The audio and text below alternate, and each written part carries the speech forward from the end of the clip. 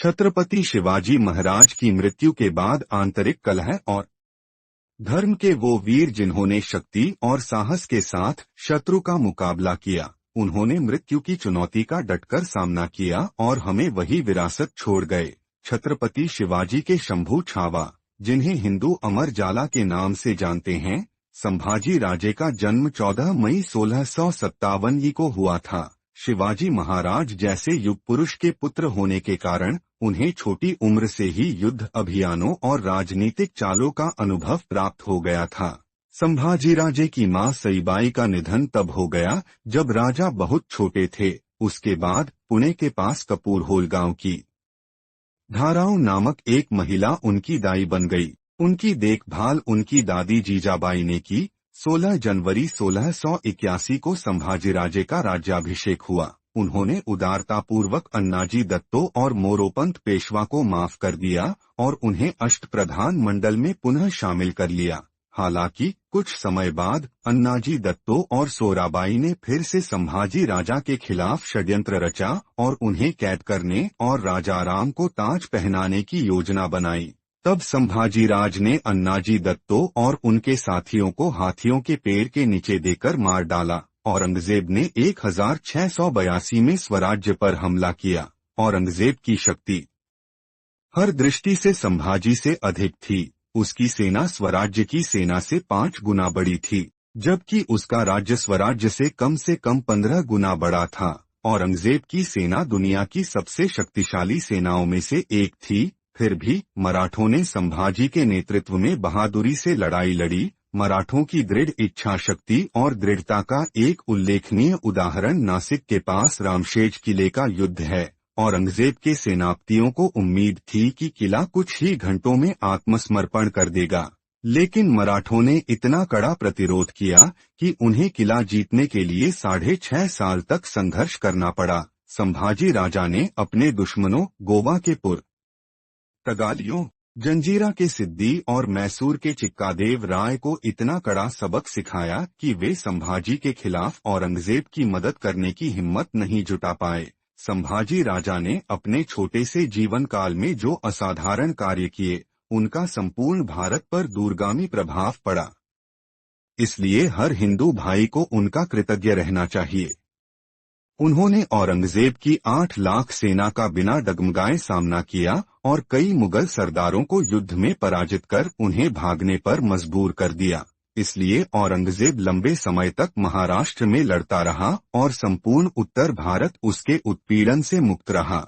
इसे संभाजीराज की सबसे बड़ी उपलब्धि कहा जाना चाहिए। यदि वह औरंगजेब से संधि कर लेता और उसकी मांडलिक स्वीकार कर लेता तो 2-3 वर्ष में ही उत्तर की ओर वापस चला जाता, लेकिन संभाजी के संघर्ष के कारण औरंगजेब 27 साल तक दक्षिण में फंसा रहा और इसके कारण उत्तर में बुंदेलखंड, पंजाब और राजस्थान में नई हिंदू शक्तियां उभरीं, जिससे हिंदू समुदाय को सुरक्षा मिली। संभाजी ने गोवा पर आक्रमण किया और धार्मिक रूप से कमजोर औरंगजेब को हराया। कट्टर पुर्तगाली, उन्होंने उनके साथ संधि की और उन्हें बाध्य किया। संभाजीराजे ने गोवा में पुर्तगालियों के धार्मिक प्रचार पर रोक लगा दी, जिससे गोवा क्षेत्र के हिंदुओं की रक्षा हुई। ये सूबाई के बड़े भाई शंभुराज के बहनोई गणोजी शिर्के हिंदू स्वराज्य के प्रति विश्वासघाती हो गए। जब संभाजी महाराज को यह समाचार मिला तो वे तुरंत शिर्के का नाश करने के लिए विशालगढ़ आ गए, यह जानकर कि शंभुराजे निकट आ रहा है। गणोजी शिर्के संगमेश्वर क्षेत्र में भाग गए। औरंगजेब की सेना शिर्कियों की सहायता के लिए पहुंचने से पहले ही संभाजीराज ने कवि कलश, संताजी घोरपड़े, मालोजी घोरपड़े और खंडोबल लाल चिटनीस सहित शिर्के विद्रोह को कुचल दिया और उन्हें करारी हार दी। जब राजे को खबर मिली कि जुल्फिकार खान रायगढ़ के पास आ रहा है, तो शंभुराजे सातारा वायम्हाड़ के रास्ते रायगढ़ लौटने वाला थे, लेकिन मुकर्रब खान कोल्हापुर पहुंच चुका था। इसलिए शंभुराज ने संगमेश्वर मार्ग से चिपलूनखेड़ होते हुए रायगढ़ जाने की योजना बनाई। यह खबर कि शंभुराजे स्वयं संगमेश्वर आए हैं, आसपास के क्षेत्रों में हवा की तरह फैल गई। शिर्के विद्रोह से त्रस्त समुदाय अपनी शिकायतें लेकर संभाजीराज के पास आने लगा। किसानों की शिकायतों को समझने और हल करने में उन्हें समय लगा और संगमेश्वर को 4 से 5 दिन तक वहां रुकना पड़ा। राजाओं को पता चला कि मुकर्रब खान कोल्हापुर छोड़कर वहां आ रहा है। कोल्हापुर से संगमेश्वर की दूरी 90 मील है और वह भी सह्याद्री की घाटियों से होकर गुजरने वाला एक कठिन मार्ग है, इसलिए कम से कम 8 से 10 दिन का अंतर होना चाहिए। लेकिन व्याकुल गणोजी शिर्के ने मुकर्रब खान को पास के एक रास्ते से मात्र 4 से 5 दिनों में संगमेश्वर पहुंचा दिया। शिर्कों ने संभाजी से बदला लेने की साजिश रची थी और उसने अपना प्रभुत्व हासिल करने के लिए ऐसा किया। इसलिए 1 फरवरी 1689 को मुकर्रब खान ने अपनी 3000 सैनिकों की सेना की मदद से शंभुराज को घेर लिया। जब राज्यों को पता चला कि सरदेसाई का महल, जहां शंभुराजे रह रहे थे, खान ने घेर लिया है, तो उन्हें आश्चर्य हुआ, क्योंकि वे जानते थे कि खान का इतने कम समय में आना असंभव था। लेकिन उन्हें यह भी एहसास हुआ कि यह कीमिया केवल एक दिखावा था। शंभुराजे ने पहले ही अपनी सेना रायगढ़ भेज दी थी और केवल 400 से 500 सैनिक ही रखे थे। इसी समय कृष्णजी चिमुलाव और अर्जोजी यादव अपनी शिकायत लेकर शंभुराज के पास आए। अब खान की घेराबंदी तोड़ो और रायगढ़ जाओ। इसलिए राजा ने अपने सैनिकों को दुश्मन पर हमला करने का आदेश दिया। इस स्थिति में भी बिना डगमगाए संभाजी राजे, माओजी घोरपड़े और खंडोबल लाल ने दुश्मन की घेराबंदी तोड़ दी और तेजी से रायगढ़ की ओर बढ़ गए। दुर्भाग्यवश इस संघर्ष में मालोजी घोरपड़े की मृत्यु हो गई, लेकिन संभाजी राजे और कवि कलश घेराबंदी में फंस गए थे। इस स्थिति में भी संभाजी राजे ने अपना घोड़ा घेराबंदी से बाहर निकाल लिया था। लेकिन जब मुकर्रब खान के तीर से उनके पीछे खड़े कवि कलश का दाहिना हाथ घायल हो गया और वे गिर पड़े तो राजा उन्हें बचाने के लिए पीछे मुड़े और खुद को घेरे में पाया। फितूरी के कारण शेर का ठिकाना आखिरकार तबाह हो गया, शत्रु के हाथ में पड़ गया। युद्ध में लगातार पीछा करने के बावजूद जिसे 9 साल तक 7 लाख सेना नहीं ढूंढ पाई, जिस सम्राट ने उसे कभी चैन से नहीं बैठने दिया, ऐसा पराक्रमी योद्धा शत्रु के चंगुल में पड़ गया। अपने रिश्तेदारों की बेईमानी के कारण मुगलों द्वारा पराजित किया गया। उसके बाद संभाजी राजे और उनके सलाहकार कवि कलश को बहादुरगढ़, अब धर्मवीरगढ़ में औरंगजेब के सामने लाया गया। औरंगजेब ने संभाजी राजे को प्राण देने पर सहमति जताई, बशर्ते कि वह सभी किले उसे सौंप दे और इस्लाम धर्म अपना ले। लेकिन संभाजी राजे ने उसे साफ मना कर दिया। औरंगजेब ने संभाजी राजे और कवि कलश को जोकर की पोशाक पहनाकर अत्यंत अपमानजनक टिप्पणी की। फिर भी संभाजी ने आत्मसमर्पण करने से इनकार कर दिया। तब औरंगजेब ने उन्हें क्रूरतापूर्वक यातनाएं देने और मार डालने का आदेश दिया। लगभग 40 दिनों तक असहनीय यातनाएं सहने के बावजूद संभाजी राजे ने अपनी संप्रभुता और धर्म के प्रति अपनी निष्ठा नहीं छोड़ी। संभाजी महाराज की प्रतिमा बहादुरगढ़, पेड़गाम गांव, श्रीगोंडा तालुका में स्थापित की गई थी। संभाजी महाराज और कवि कलश को एक गंदे जर्जर ऊंट पर उल्टा बैठा दिया गया, जंजीर से बंधा हुआ। दोनों ने जोकरों जैसे चमकदार धारीदार कपड़े पहने हुए थे। शिवाजी महाराज ने अपने गले में जो कावड़ की माला डाल रखी थी, उसे उतारकर उनकी गर्दन में लकड़ियों का इतना भारी गट्ठर बांध दिया कि मवेशी भी उसे उठा नहीं पा रहे थे।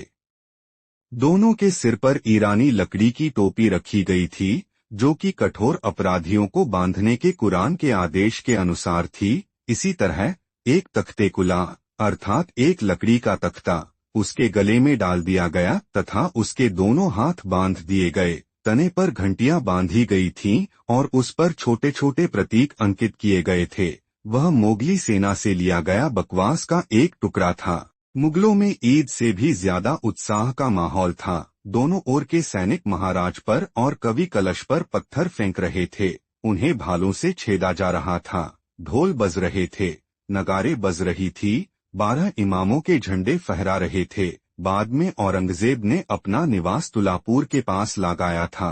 हाशम ने दौड़कर संभाजी महाराज की आंखों से चमकीले कमल हटा लिए। जिस प्रकार सूर्य जंगल में घूमता है, उसी प्रकार वे गर्म लाल किरणें राजा शंभू की आंखों से होकर गुजरी। पूरा शरीर हिल गया।